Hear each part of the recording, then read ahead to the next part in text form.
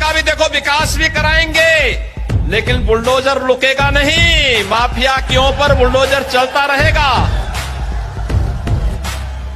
दंगाइयों के फोटो फिर से लगाएंगे चौराहे चौराहे पर, और नोटिस जाएगी कि तुमने इतने साल पहले दंगा किया था, अब बेटा समय आ गया, इसकी भरपाई भी कर लो।